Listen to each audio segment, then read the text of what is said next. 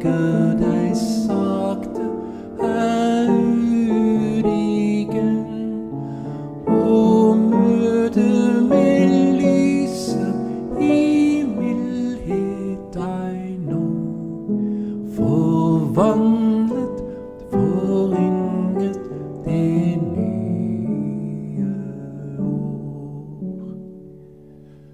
Du mistede henne, nu nærmer seg mildt de gaver som ikke er selv forskyldt.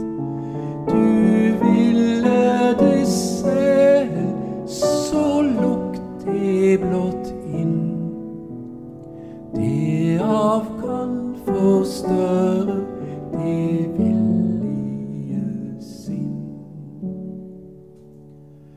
Og går jeg i jubelen jeg føler for deg, nu baner i sjelen en rensende vei, til medliden føyet jeg ennå intakt, til glede førstender for